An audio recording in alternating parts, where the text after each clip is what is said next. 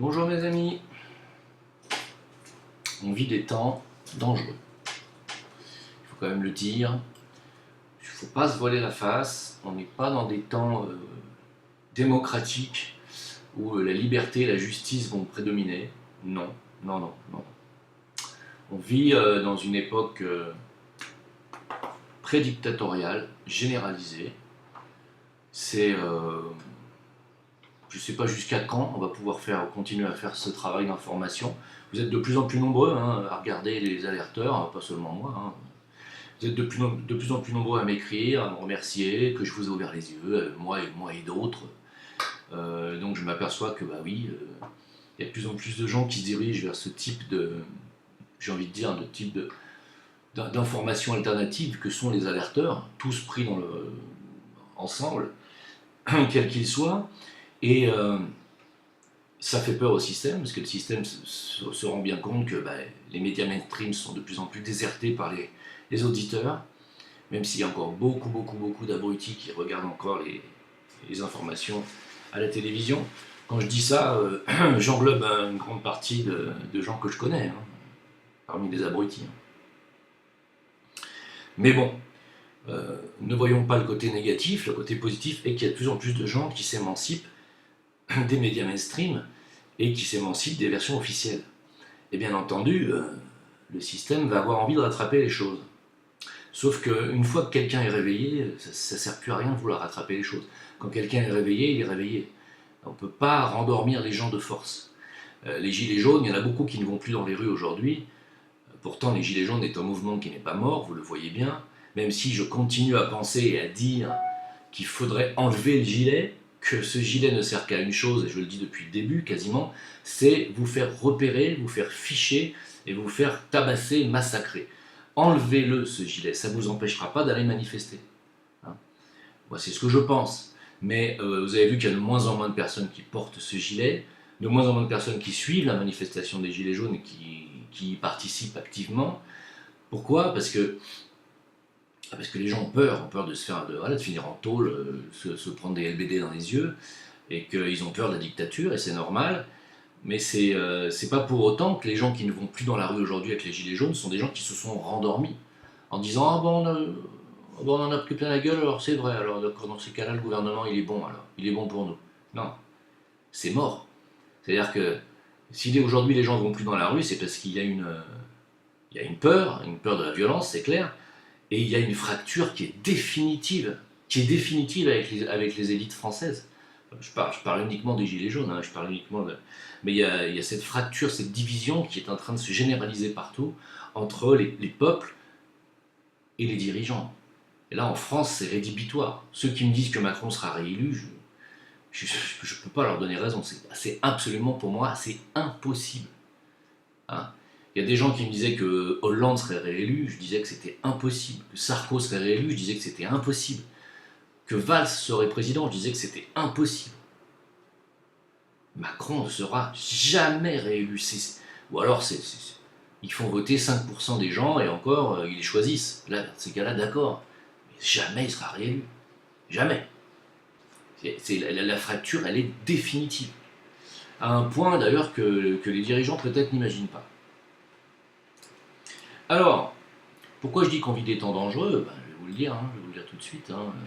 Alors, j'ai expliqué dans ma vidéo précédente qu'elle a immédiatement été démonétisée par YouTube.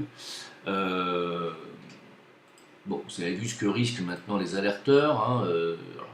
C'est un projet de loi du ministre de l'Intérieur, du ministre de la Défense, belge, qui est de mettre en prison les alerteurs, et puis avec 100 000 € d'amende, ils n'ont vraiment que ça à foutre, comme si le fait de mettre les alerteurs en prison allait changer quoi que ce soit au fait que les gens étaient en train de se réveiller, sont en train de se réveiller, pour parler français. Les gens ont compris.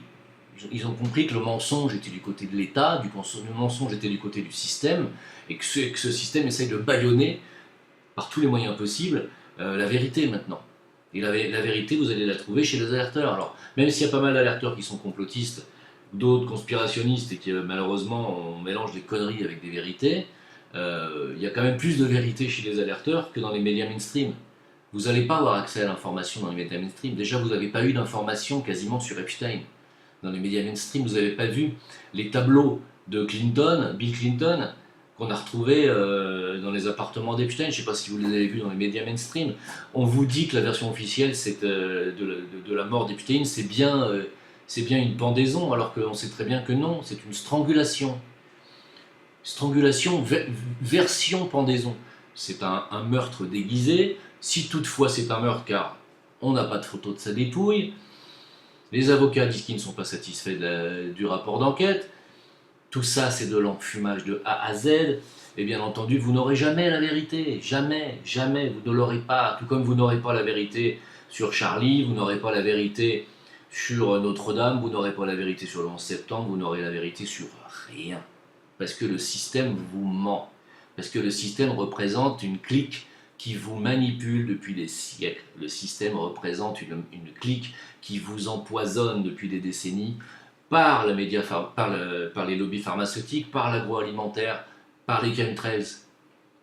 Et parce que donc ce système n'a aucun intérêt à dévoiler son jeu. Et que son jeu, vous ne pourrez le trouver, et vous ne le trouverez dévoilé que chez les alerteurs. Donc, qu'est-ce qu'ils font? Ils vont vouloir nous bâillonner. C'est très simple, c'est très clair. Donc, pour ceux qui vivent en Belgique, ça va être les premiers touchés, si cette loi passe. Franchement, je ne sais pas comment cette loi peut passer, mais si ce projet de loi passe, c'est extrêmement grave. Vous doutez bien que ça signera le début de la dictature définitive. Là, on y est déjà. Mais si vraiment ils mettent les alerteurs en tôle avec 5 000 € d'amende, c'est de la dictature totale. Hein. Il faudra fuir à ce moment-là. Parce que je ne vais pas vous demander de rentrer en guerre. Ce serait trop demandé. Le tout est de savoir et d'identifier qui est ce système. Là, encore une fois, vous n'aurez pas accès à cette information dans les médias mainstream. Voilà.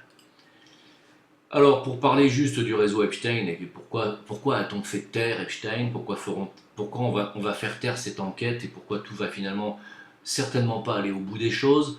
À mon avis, il y a quelques têtes qui vont tomber et qui vont servir de bouc émissaire pour toutes les autres qu'on va protéger derrière. Je vous rappelle quand même l'histoire de la pédophilie belge, pour ne parler encore que de la Belgique, de l'affaire Dutroux. Quasiment tous les témoins de cette affaire sont morts, quand même, il faut le savoir. Il y a un bouquin de Douglas de Coninck qui s'appelle 30 témoins morts. C'est tous les témoins de l'affaire Dutroux qui sont morts le jour même de leur témoignage à l'audience. Ils sont morts ou d'un accident, ou d'un suicide, ou d'une pendaison par strangulation. Vous voyez. C'est 30 personnes qu'on a tuées. Dans l'entourage Clinton, c'est 50 personnes qui sont suicidées. Je dis ça comme ça. Donc on vit des temps dangereux, très dangereux. Hein, voilà. Donc c'est pour ça, ne m'en veuillez pas. Si quand vous venez me voir, ou à Marrakech, ou quand vous me demandez de venir vous voir en France, je prends mes précautions. J'oublie pas Claire Sévrac. Hein. J'oublie pas Claire Sévrac. Voilà. Donc, les abeilles passent entre deux antennes 5G et meurent les unes après les autres en vidéo en Californie. Hein, voilà un article que vous pouvez trouver très facilement sur Google en tapant abeilles 5G. On s'est aperçu que les abeilles qui passent entre les deux enceintes 5G meurent. Tombent comme des mouches, en fait elles tombent comme des abeilles. C'est un peu pareil. La chute de l'abeille et la chute de la mouche est identique. L'abeille, elle ne sait pas qu'il y a la 5G. Elle continue à aller butiner. Elle ne sait pas que par la 5G, elle peut butiner virtuellement. Donc elle y va. Elle y va avec ses ailes. Et elle se fait buter parce que les êtres humains, eux, mettent des antennes 5G un peu partout. Et donc, c'est triste. Et c'est comme ça. Qu'est-ce que vous voulez que je vous dise? Les temps sont dangereux aussi pour les abeilles. Hein. Eh ouais. Alors, il y a un article intéressant qui est sorti sur Pearl Harbor. Vous allez me dire, t'as pas plus récent? Si, non, parce que Pearl Harbor, c'est... En fait, on s'aperçoit, maintenant on le sait, que c'était un complot américain. Voilà. Donc, il faut le savoir, ça a été le 11 septembre des années 40. Hein, le Pearl Harbor. C'est-à-dire que ça a permis aux Américains ensuite de balancer leurs bombes sales sur Hiroshima et Nagasaki. Parce que sans bonne raison, ils n'auraient pas pu le faire. Et la bonne raison, ça a été tous les militaires qu'on a sacrifiés à Pearl Harbor.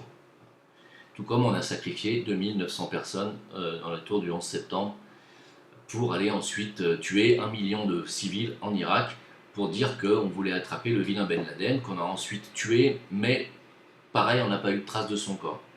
À part ça, tout va bien. Dans les médias mainstream, il n'y a pas d'enfumage, tout est absolument normal. On nous dit que Epstein il s'était rendu dans une base de la Royal Air Force avec le propriétaire d'une chaîne d'hôtels de luxe. Tout va bien. Tout va bien. Tout est normal. Hein. C'est quand même dingue. Voilà. Bref. Pendant ce temps-là, sur le site Alter Info, que je vous conseille, article de aujourd'hui, 19 août 2019, une inquiétante cellule française de Daesh opère en Libye. Ah. Non, non, vous avez bien entendu, une cellule française de Daesh opère en Libye. Des échanges confidentiels entre plusieurs services de renseignement européens font état de projets d'attaque en mer Méditerranée et d'opérations kamikazes visant les côtes italiennes, françaises et espagnoles. Un réseau lié à Daesh en Libye, composé à majorité de binationaux franco-tunisiens, s'entraîne depuis des mois à ce type d'attaque. Vous êtes prévenus. Vous êtes prévenus. Alors la Turquie est actuellement a envahi la Syrie. Étrange. Alors bon, évidemment on ne peut pas commenter ça comme ça sans savoir et sans s'intéresser vraiment à la géopolitique. La Turquie est rentrée en Syrie pour surtout faire la guerre au PKK. Alors renseignez-vous. Et ça, il faudra en parler avec Stéphane Blay ou des gens qui sont sur place pour qu'ils vous expliquent vraiment pourquoi la Turquie est en Libye. Ils n'y sont pas pour aller tuer Erdogan, hein. Ils y sont pour leurs propres intérêts, parce qu'il y a des groupuscules qui sont contre la Turquie et qui se sont basés en Syrie, justement. Ça n'a pas empêché la Syrie, la frappe aérienne syrienne, de tirer sur un militaire turc, sur un convoi militaire turc, pardon, qui a fait 3 morts et 12 blessés, mais ça, bon. On suppose que 2020 sera l'année de la récession pour les USA, donc on attend. Je pense que 2020 va être une année charnière, qu'à la fin de l'année 2019, on va déjà en voir les signes précurseurs, pendant que le Conseil national palestinien, eux, demande une protection internationale urgente pour la Palestine, car ils se font buter, les Palestiniens, dans l'indifférence la plus totale, tout le monde s'en fout. Et c'est bien entendu un scandale. Encore 3 Palestiniens tués par des soldats israéliens à la frontière nord de la bande de Gaza. Et les Palestiniens tués, c'était pas des gens armés. Voilà, il faut le savoir. C'est triste, on vit des temps très tristes. Et à mon avis, ce n'est que le début. Hein. On est très loin de voir ce qui va se passer vraiment dans les quelques années à venir. Alors, petite cerise sur le gâteau, je vais vous dire. Une chanteuse anglaise qui s'appelle Alison Chabloz, ou Chabloz, avec un Z à la fin, interdite, non pas de séjour en France, mais interdite tout court de mettre le pied sur le territoire français jusqu'à la fin de ses jours. À vie. 56 ans, je crois, d'interdiction, alors comme c'est une dame qui a déjà la cinquantaine, interdiction pendant plus de 50 ans de mettre un pied sur le territoire français, mais pas seulement. Pas seulement le territoire français, aussi le Schengen. Pourquoi ? Parce que c'est une négationniste. On dit qu'elle est d'extrême droite et qu'elle est négationniste. Et parce qu'elle est négationniste, elle n'a donc pas le droit de mettre un pied sur le territoire français. Bon, elle a quand même le droit de vivre dans son pays en Angleterre. Bon, tant mieux pour elle. Je ne sais pas combien de temps. Peut-être qu'ils vont pas tarder à la mettre dans une barque et à lui dire de, je sais pas, partir en mer. En attendant, voilà, la France prisonnière du CRIF et Schengen aussi interdisent donc maintenant aux artistes, quels qu'ils soient, de venir mettre un pied sur le territoire français, qui, nous dit-on, est le territoire de la liberté d'expression. Vous vous doutez bien que si la France est le territoire de la liberté d'expression, je pense que le Sahel va devenir le territoire où on va trouver le plus de fleurs et de fruits. Ça me paraît logique, voyez. Et de Gervita, bien sûr. C'est grave. La France, liberté d'expression, ça rime pas tellement ensemble. C'est terminé ce temps-là. Il faut vous y faire. Hein. Il faut vous y faire parce que la France est un pays sous occupation, comme le dit Stéphane Blay, et je pense qu'il a entièrement raison. Je vous conseille à cet effet d'ailleurs de regarder son débat qu'il a fait avec un Israélien, sioniste et juif bien sûr, et pour la première fois, on a un juif sioniste israélien qui a demandé un débat avec quelqu'un de la dissidence, en la personne de Stéphane Blaise, que j'ai trouvé très bien. D'abord, de demander le débat, deuxièmement, que ce débat se soit passé dans le respect, et je vous le conseille car il est très intéressant, parce que justement, c'est un débat intelligent, dans le respect. Voilà, et qu'il n'y a pas, d'antisémitisme, et que c'est intéressant parce que les points de vue des deux personnes, finalement, se rejoignent pas mal. C'est intéressant. Évidemment, ils ne sont pas d'accord sur tout, mais je vous conseille d'écouter ce débat qui est sur la chaîne YouTube de Stéphane Blais, voilà, je le dis. Il y a une pétition, puisque vous me demandez de parler j'allais dire Jacques Mayol, excusez-moi, de Stan Mayo, pardon. Stan Mayo, qui est toujours en prison, vous le savez, au Venezuela.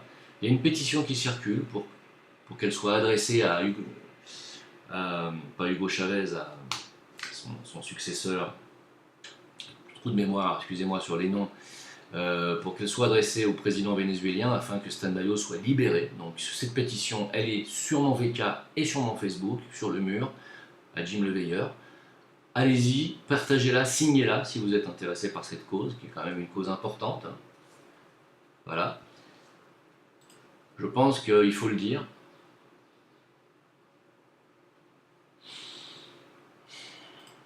Et puis c'est tout. Je pense qu'aujourd'hui, j'ai plus grand-chose à rajouter. On a fait le tour de toutes les questions là, actuelles. C'est très grave. Tout ce qui se passe est très grave et je pense que ça n'est rien par rapport à ce qui vient. Donc préparez-vous encore une fois. Ouais, mais Jim, t'es anxiogène. Ouais, je suis anxiogène. Je suis anxiogène. Il doit y avoir du. À mon avis, il y a du tranxène dans le Gervita, c'est pas possible autrement. Les gens qui mangent du Gervita sont des gens qui sont sous tranxène. C'est. Enfin, Jim. Tu nous angoisses. Tu te rends compte de ce que tu dis, Jim? Enfin. Là, ça irait mal sur la planète, Jim? Il y a des pédophiles? Oh, ah bon? Ah, c'est les présidents de la République? Ah bon? Ah ouais? Ah, c'est les juges, c'est les magistrats, c'est les milliardaires? Ah, c'est tous ceux qui tiennent les chaînes de télé, les lobbies, tout ça, c'est eux qui... D'accord. C'est anxiogène quand même, Jim. Ah, mais bientôt, tu n'auras plus le droit de parler, tu iras en prison avec 5000 € d'amende, Jim. Ça nous rassure. On en est là. Hein. Merci à tous pour vos gentils mots. J'ai reçu beaucoup de votre part, des messages de soutien, d'encouragement et de remerciements. Alors écoutez, merci pour votre soutien. Voilà. C'est très sympa de votre part. Je vous remercie beaucoup. Et puis n'oubliez pas que le prince Andros, qui avait visité l'île de Epstein, se retire à décider de la vie publique car il est trop stressé. Stress élevé est la raison de donner. Donc le prince Andros aujourd'hui, il a dit non, c'est trop stressant. Là on a trouvé des photos de moi sur l'île d'Epstein, là je rigole plus, je veux bien faire mumuse tant qu'on est couvert, mais maintenant qu'on semble plus être couvert, j'arrête la vie publique. Et on lui a dit mais tu peux pas, Andros, tu peux pas arrêter, t'es le prince. Il a dit ouais mais non, non, perché, il a dit, il s'est perché comme ça, il a dit perché, chat. Voilà. Il a dit non, je suis plus prince. Ah non, à partir du moment où on a découvert que je me tapais des gamines, non. Je sais pas moi. Ouais, mais t'es prince? Non. Les princes, c'est des gâteaux, c'est des petits lus pour les enfants. Non, c'est pas moi. Moi, je suis pas prince. Il a dit foutez-moi la paix. Prince, c'était un chanteur qui a bien marché aux États-Unis. Il est mort, c'est pas moi.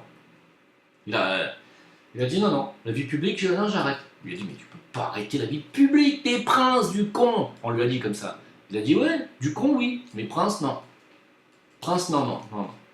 J'arrête d'être prince. J'ai dit mais tu peux pas. Il a dit je ne connais pas je ne connais pas mes parents. Il s'est retourné comme ça, il a arraché un Gervita et il est parti en le mangeant comme ça dans la rue, en claudiquant. Ah, c'est l'affaire Epstein, c'est du sérieux, hein. Vous imaginez que si elle fait se désavouer les princes, je sais pas jusqu'où ça va aller l'histoire. Peut-être qu'on va apprendre que Angela Merkel a attrapé le kourou. Vous savez, c'est la maladie de la vache folle pour les humains qui mangent d'autres humains. Ça s'appelle le kourou. Vous savez, ça donne de la tremblote comme ça. On va peut-être apprendre ça dans quelques jours, je sais pas. Ouais, enfin bref, allez. Pour tous ceux qui veulent me contacter, c'est sur VK Facebook à Jim Leveilleur. VK, que je vous encourage d'ailleurs à rejoindre, hein, quittez Facebook, même si j'y suis, quittez Facebook, venez sur VK, c'est beaucoup mieux. Jim Leveilleur, voilà. Ne m'envoyez pas d'articles, de questions personnelles sur mon email, s'il vous plaît. L'email est réservé uniquement à ceux qui veulent investir dans le Zincoin ou qui veulent acheter des produits naturels dont j'ai parlé dans ma vidéo Jim Leveilleur, hein, sur la santé, etc. Ou qui veulent être revendeurs. Voilà, voilà, s'il vous plaît. Merci beaucoup. Allez, merci aux tipeurs aussi. C'est très gentil de continuer à m'envoyer des dons parce que, bien entendu, s'il y a des dons, eh bien, il y aura des rétributions de ces dons à des causes. Et d'ailleurs, comme je l'ai expliqué suite à la vidéo que j'ai faite sur cette dame qui est la Brigitte Bardot marocaine, même si j'aime pas trop parce que la véritable Brigitte Bardot marocaine, c'est ma femme. Disons qu'elle est la troisième Brigitte Bardot. Cette dame allemande qui fait des œuvres caritatives pour les animaux et qui a un refuge pour animaux a besoin de végétaux, a besoin d'arbres. Et donc je suis en train de voir avec des amis qui sont pépiniéristes et qui vont peut-être pouvoir lui arranger ses 7 hectares de terrain, mettre de la verdure, etc. À un prix très favorable. Et il va quand même falloir que je leur donne de l'argent parce que même s'il me faut un prix sur 7 hectares, vous doutez bien que ça va coûter bonbon de mettre des fleurs. Enfin, c'est pas les fleurs qu'il faut mettre, c'est des arbres. Voilà. Ça coûte très cher. Donc n'hésitez pas à envoyer des dons si vous voulez aider cette dame à travers moi, vous pouvez le faire, voilà. La totalité de vos dons, quasiment la totalité de vos dons sera versée à cette dame et à ces pépiniéristes qui vont s'occuper de ce terrain. Je vous remercie beaucoup. À bientôt, au revoir.